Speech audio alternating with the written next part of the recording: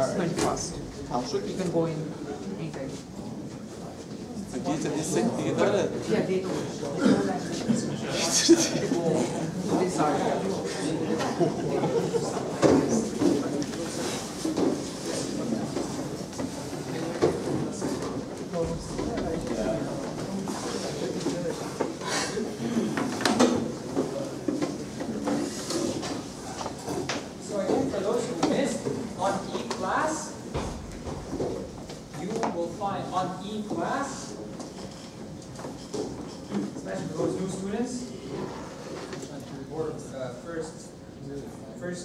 Semester at the University of Alberta, you have an online resource e-class where I post all the notes and everything that I write is posted there.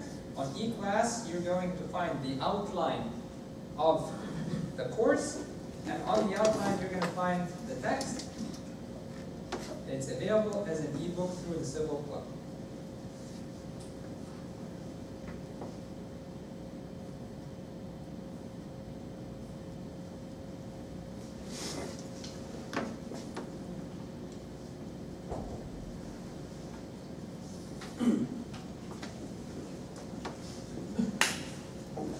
So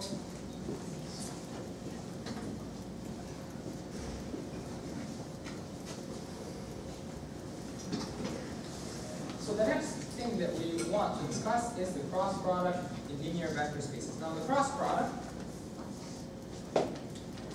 is an operation that's very unique. Why is it very unique? Because the cross product is only defined in R3.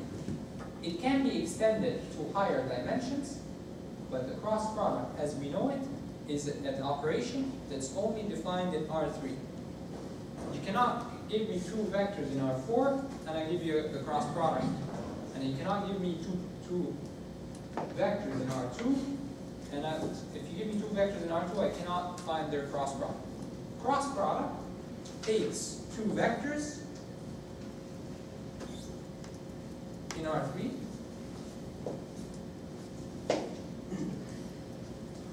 and does an operation that has the following properties. The first property is it gives me a vector that is perpendicular to both. So it gives me a vector that's in the third direction. And the property of the cross product is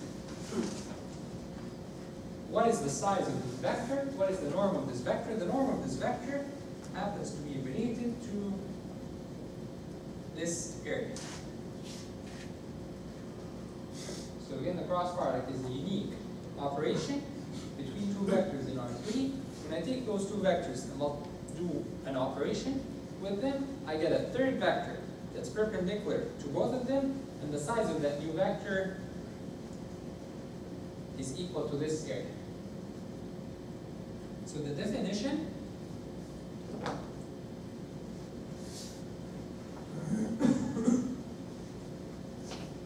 the size of, I don't know what I just said, the size of this vector is equal to this area.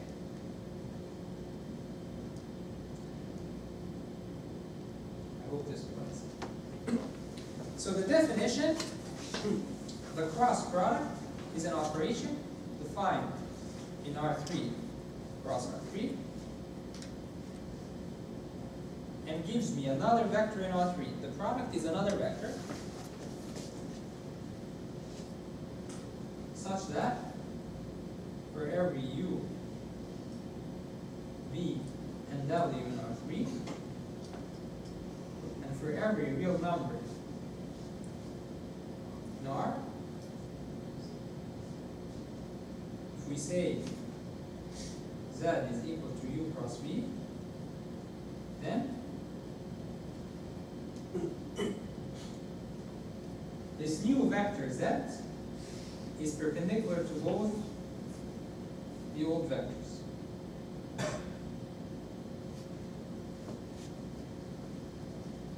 In R3,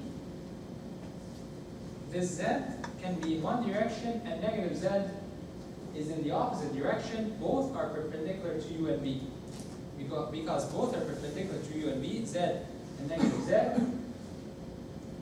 this operation is skewed U symmetric, which means U cross V is equal to negative V cross U. There is an order here. If I take U cross V, I get Z. If I take V cross U, I get the opposite one. It's linear, which means alpha U cross V is equal to alpha U cross V, which is equal to U cross alpha.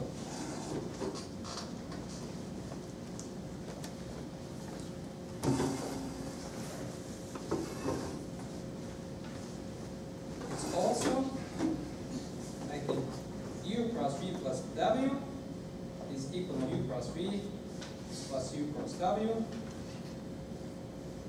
And the last and important operation or property is something to tell me this area. I need to specify the size of Z. Size of Z is equal to Z dot Z is equal to norm U squared, norm V squared, minus U dot V squared, which is basically U dot U, V dot V minus U dot V squared. So you could have defined the cross product simply by saying E1 cross E2 is equal to positive or negative E3, and E1 cross E3 or E3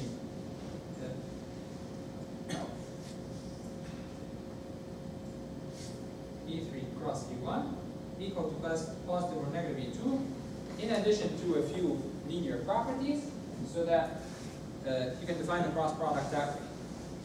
But in general, we don't like to stick to a certain, because when I say E1 cross E2, we don't like to stick to a particular basis set, and that's why we define it in a very general term. The cross product here is defined in a very general wording, so that I'm not stuck to any basis set. This definition applies to whatever basis set you choose. Now from this definition, I will come up with a few properties that are important when I start studying matrices. So those properties, the 5 properties that I'm going to prove now, or 6 properties, are important for the study of the matrices. So I'm going to go through them. I do have time. So we need the definition above to show the following results. I'm going to use the definition to show that E1 cross E2 is equal to positive or negative E3. And it's a direct application, it's a direct result, simply because we're saying that the resulting vector is perpendicular to both the original vectors. So we know that the resulting vector Z, which is equal to E1 cross E2, has to be perpendicular to both E1 and E2. Since it has to be perpendicular to both E1 and E2, then it has to be equal to E3. But how can we say this how can we write this rigorously? Well, let's assume Z has 3 components. Alpha 1 E1, or what did I use here?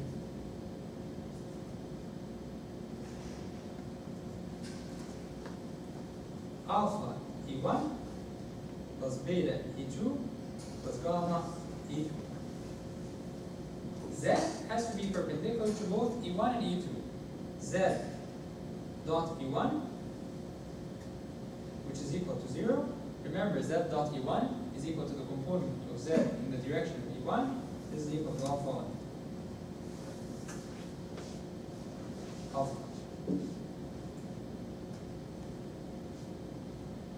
z dot e2, z has to be perpendicular to e2, which is beta, also has to be equal to 0. Therefore, z has to be a multiplier of e3. Now I'm going to use the size of the vector to find this alpha.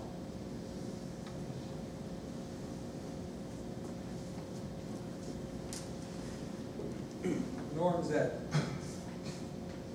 squared will be equal to norm e1 squared, norm e2 squared, minus e1 dot e2 squared.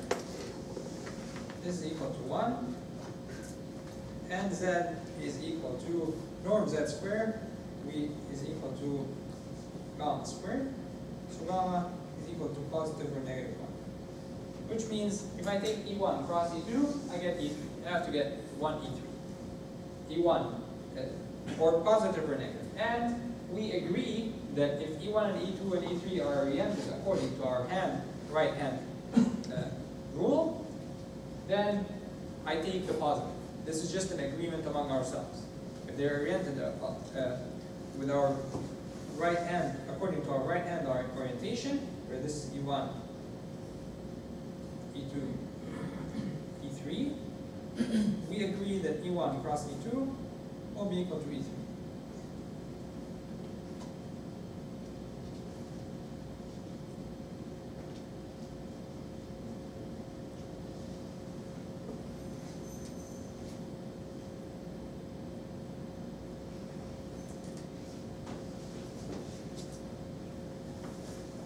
The second important property of the cross product is, or result of the division of the cross product, is if I take U cross, if U is linearly dependent on V, which means if U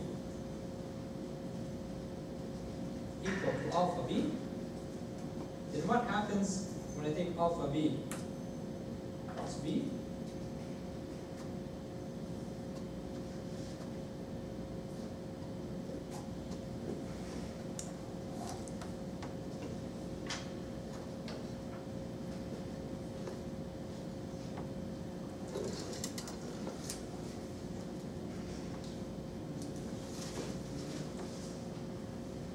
If U is equal to alpha B, then the norm of Z is equal to alpha B cross U. Norm of Z is equal to norm U squared.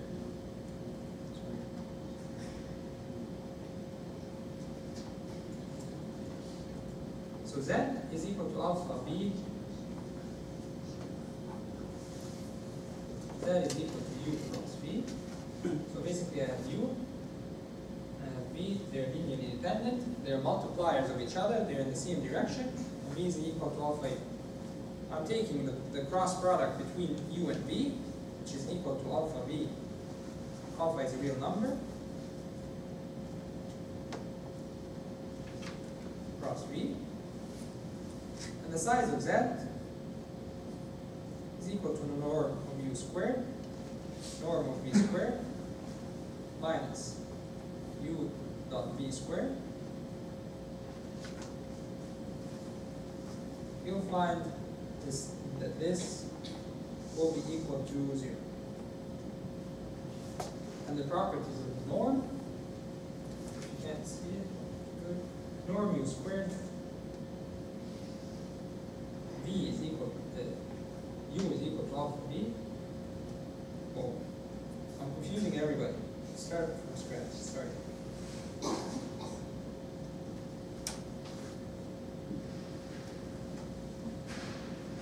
Okay, from the beginning. U is equal to alpha, which means I have a vector V and I have a vector U in the same direction.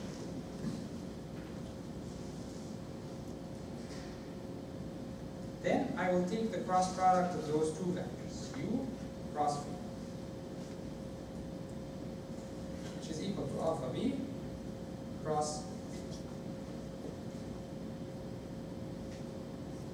The sides of z squared is equal to norm u squared, norm v squared, minus u dot v squared. U is equal to alpha v, which means I can take alpha squared, norm v squared, norm v squared, minus u dot v. U dot v is equal to alpha v dot v, which means alpha squared, v dot v squared.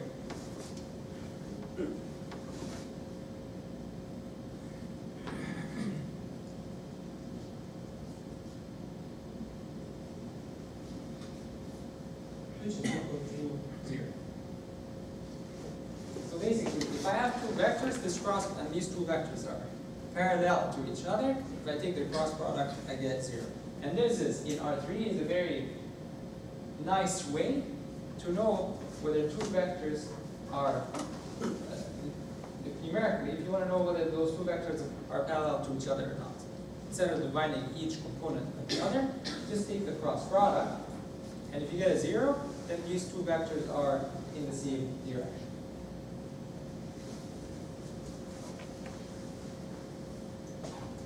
So if u and v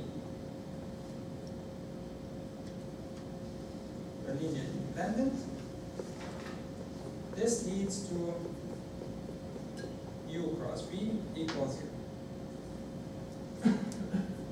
Now, if u cross v equals 0, we also will have that u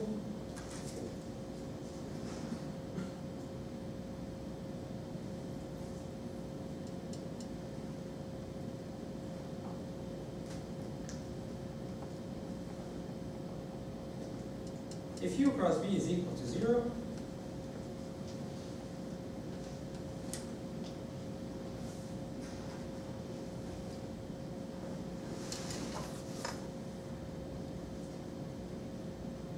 then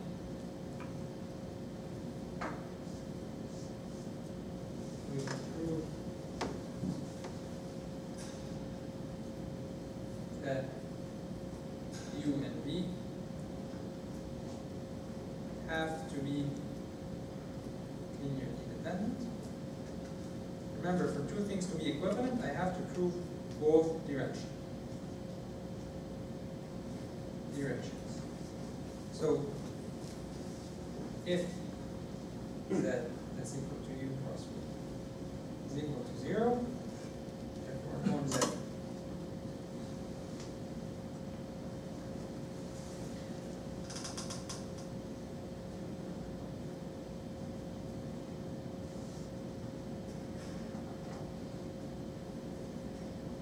therefore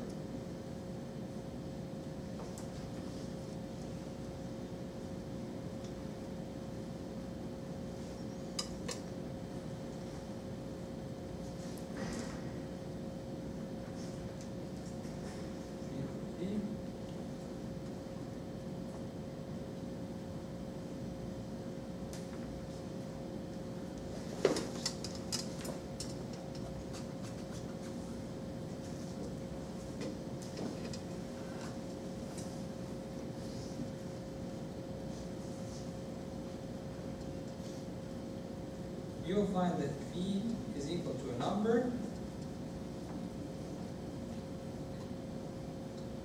multiplied by u. Therefore, u and v are linearly independent. So basically,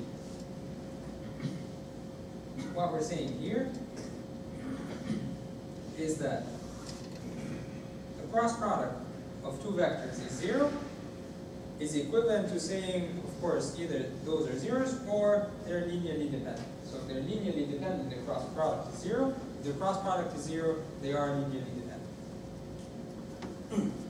The explicit representation of the cross product, which you already know from previous linear algebra course, is a direct application of this. You just represent W as you would just represent u like this and represent v as it decompose v in as v1 e1 plus v2 e2 plus v3 e3, and because the cross product is linear, or it has some linear properties, and knowing all this, you'll get that operation or that result, which you already know from linear algebra. I think that's what you're used to. You do it like this and put those three numbers, and then take that minus this and put it here, and so on. I think that's how you guys do it, which is basically, this is the explicit representation of u cross v.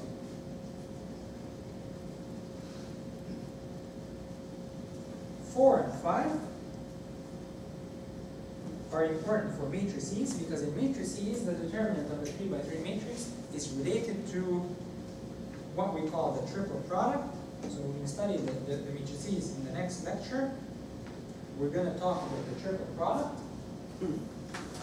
If I have 3 vectors, the triple product is, I take 2, get the cross product of 2, and then the result, I take the dot product with the third vector.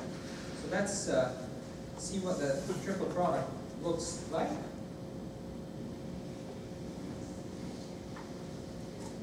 So the triple product, if I have u, v, and w, I take the cross product of u and v, I get another vector z, which is perpendicular to both u and v. And the vector z that I get, I take the dot product between z and w, which is basically I get the projection of z on w, and this operation, geometrically speaking, gives me this volume.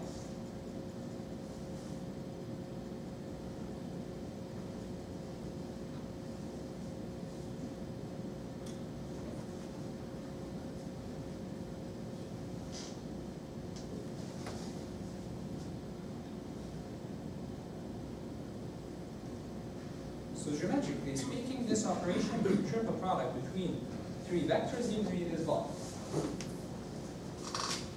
which is another, so the triple product of w dot u cross v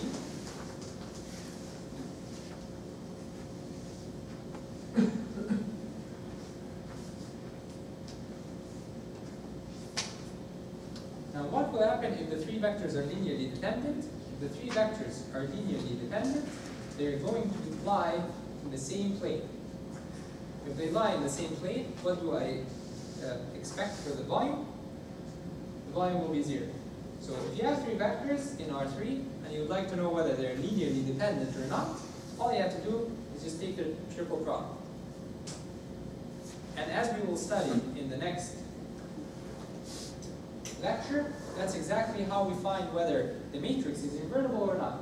We take the triple product of the 3 vectors, and that's what the determinant of the matrix is. So we'll cover it next week. So let's show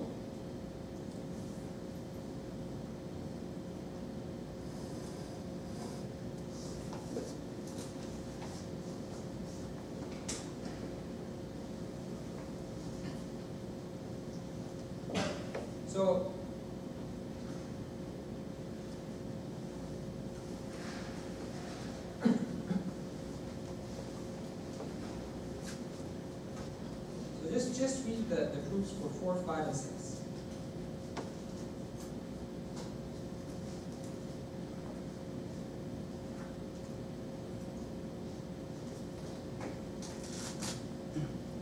What's important is u dot v equals w. If you take w and put it at the beginning, this is equal to w dot u cross v. Take v and put it at the beginning, v dot w cross u, you get the same result. If you switch any of the middle, you get a negative value.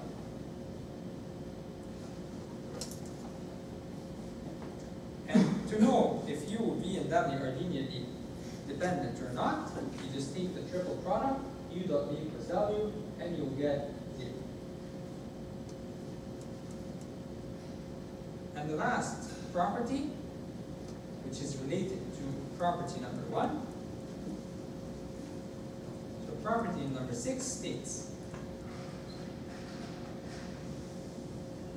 property number 6 states that if u, v, and w are form an orthonormal basis set, then u dot v cross w is equal to positive or negative 1. So if the norm of u, the norm of v, and the norm of w is 1, and u dot v is equal to v dot w is equal to w dot u is equal to 0, if this is true, then the triple product of u, v, w will give me either positive 1 or negative 1. Now let me ask this. If u dot v cross w is equal to 1, are these orthonormal set of vectors or no?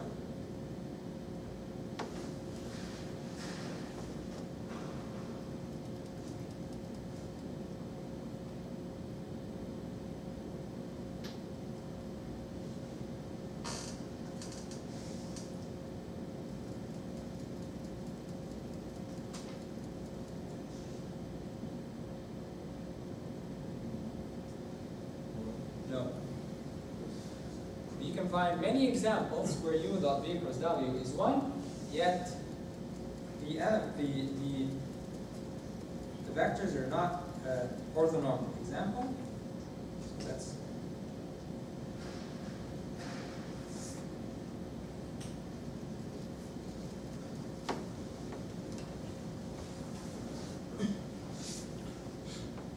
u, v, w are orthonormal.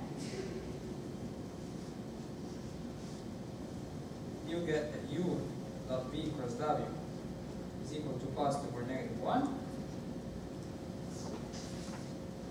The opposite is not true.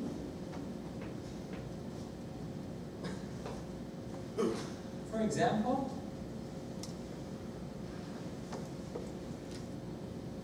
take u is equal to 1, 1, 0.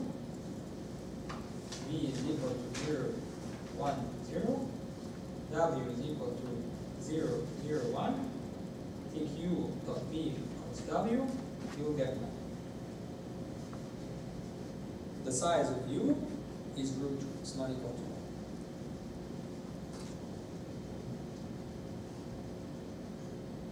But u, v, and w are not ortho.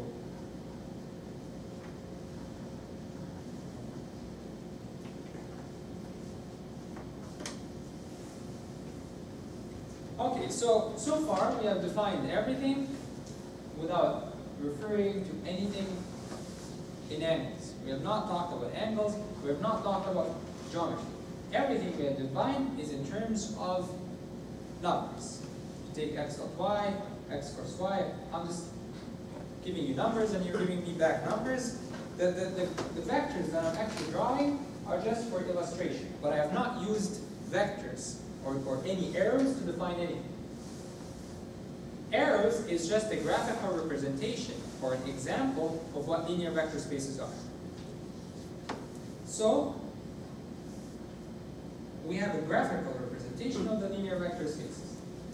Vectors are represented in linear vector spaces by simply finding x and y, for example, where x is the horizontal component, y is the vertical component, and then drawing an arrow from 0 to this xy. This is just a graphical representation of the quantity x, y. To add vectors, again you add, this is vector 1, x1, y1, x2, y2. Then the result is basically adding x1 and x1, x2, y1 and y2, which basically will give you something like this.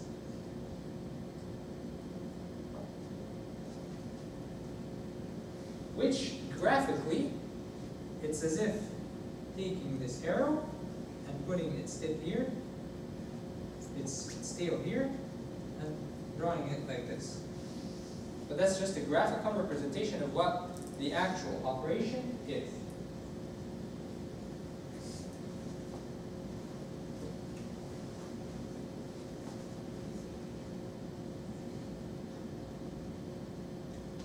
norm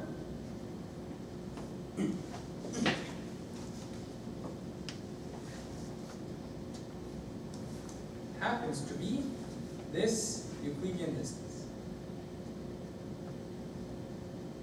This is the vector x. This happens to be the Euclidean distance or the Euclidean length of x. It's not necessarily, this is just only in the Euclidean vector space. In other vector spaces, I can have different sizes.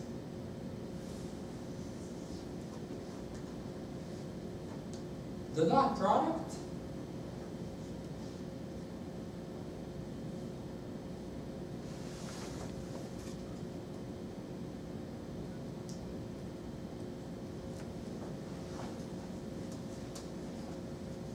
in R2 and R3, and in general Rn, is related to the geometric angle between the vectors.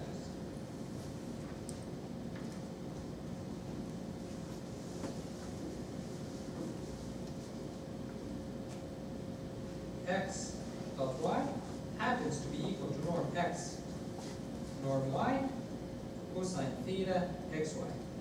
Now I didn't define the dot product by saying it's equal to norm x, norm y, cosine theta xy, because I didn't really define theta xy. I defined x dot y as x1, y1, x2, y2, x3, y3. Now, there is a bonus exercise, but for such bonus exercise I will not ask you about in the midterm. But there is a bonus exercise to show that these two definitions are actually related.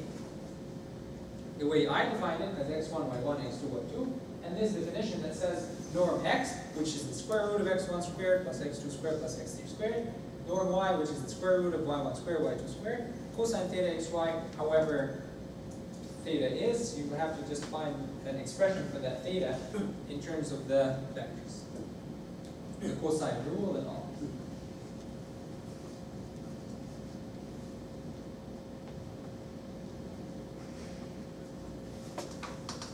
The cross product, again, only in R3. Cross product is only in R3. Is related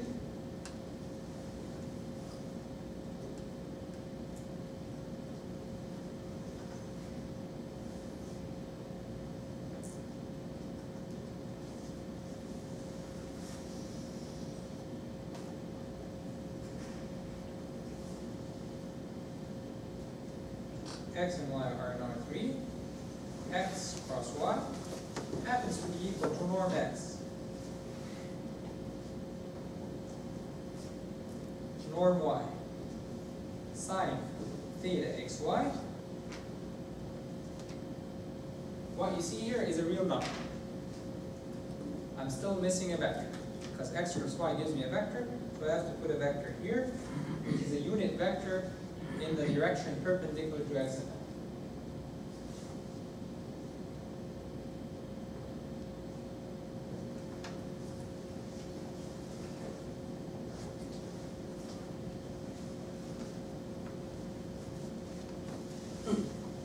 And so,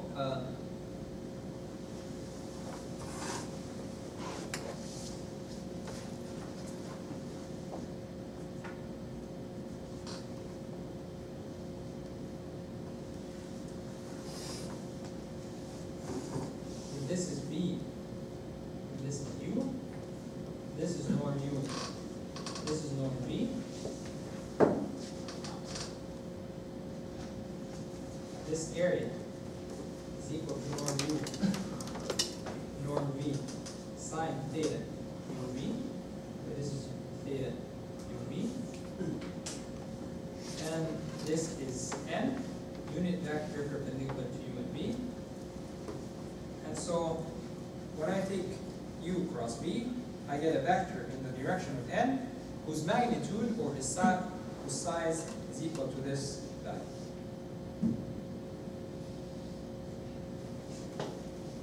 So usually at the end of the lecture, I show you how to do all this in Mathematica.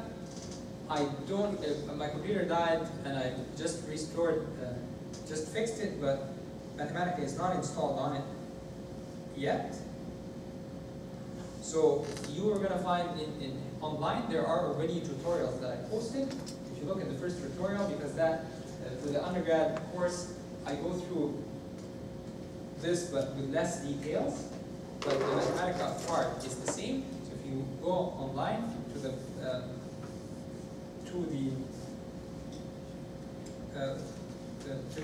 there's a link posted on eClass. You're going to see a tutorial on how to do this in Mathematica. But I'm just going to go through this really quickly. So in Mathematica, to define a vector, you use the curly brackets. To define a matrix, so Mathematica is case sensitive.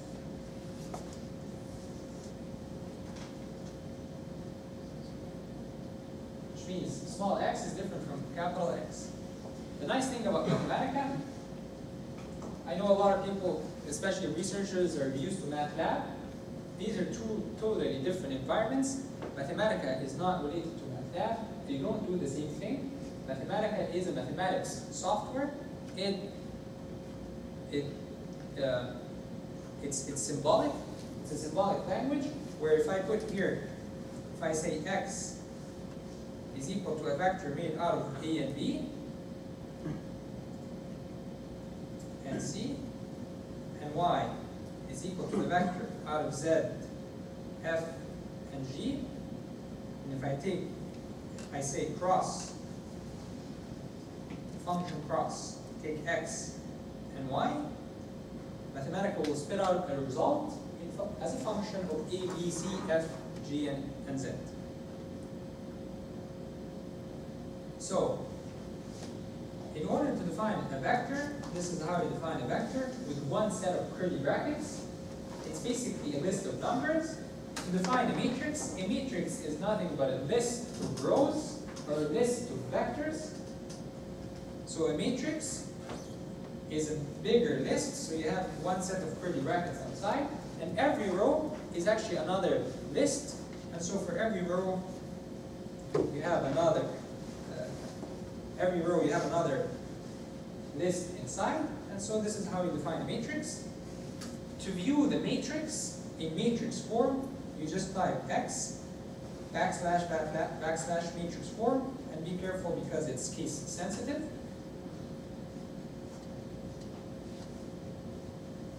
You can define a vector or a matrix using iteration. For example, the vector x is equal to 1, 2, 3. You can basically say I is equal to from 1 to 3. Make a table. The entry is equal to I, where I goes from 1 to 3. So this table will make is equivalent to saying x is equal to 1 to 3. Or if you want to make it as a matrix, this is the row, this is the column, and each entry is equal to I plus j. So the first row plus the first column, this will be 2, 3, 4, and so on. The size, or the Euclidean size of the vector, is equal to norm this vector. The Euclidean size is equal to norm x. Now this, if you're using a 5-dimensional vector space, norm x will give you the square root of x1 squared plus x2 squared, and so on. To take the dot product between vectors, dot square bracket x comma y, or simply x dot y. It's very important to not use the star. If you use the star, you're doing a different operation. I don't know what Mathematica outputs when you use the star. So to take the dot product, use the dot.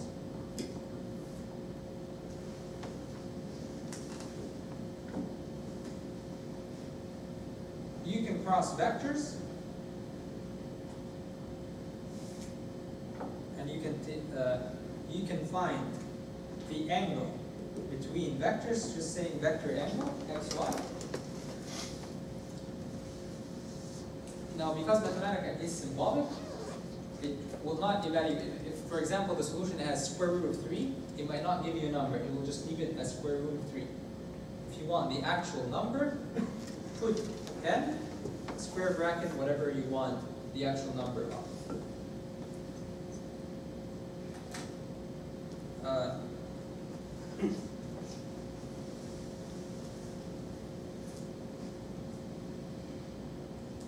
I think this is it, but there was something in my head right now.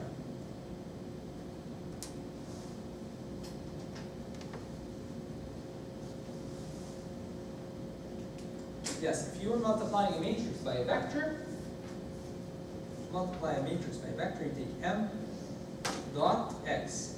So use dot, not star. Use dot for multiplication.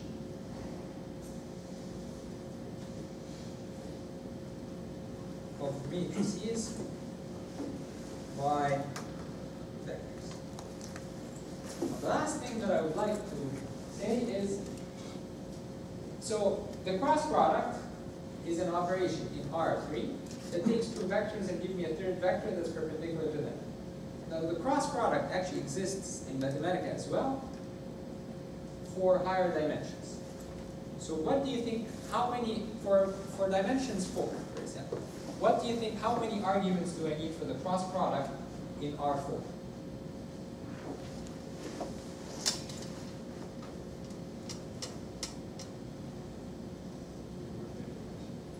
How many arguments for the cross product operation do I need if I'm living in a 4-dimensional vector space?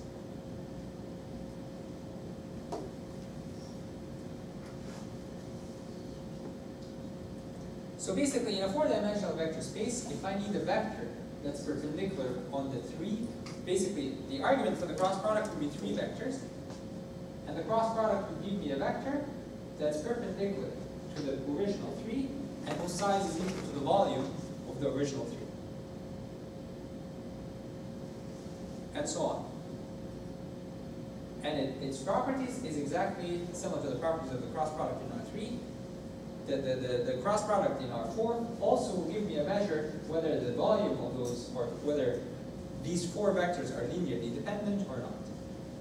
And the cross product for higher dimensions is also what is used for the determinant of matrices for higher dimensions. It tells me whether the rows of the matrices are linearly dependent or not. And this is what we're going to study in the next lecture.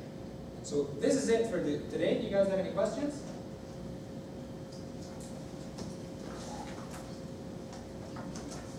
All right, yes? Just a question about the assignments. Are they kind of based out of the book? Like, have you read any questions in the book, or are they all just kind of a handout that you can do by looking at the book? I guess?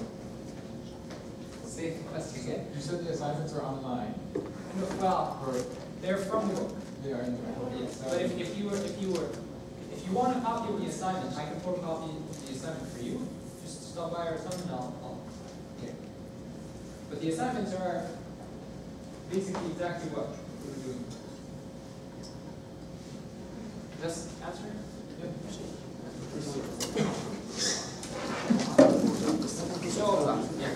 So we'll see you guys next week.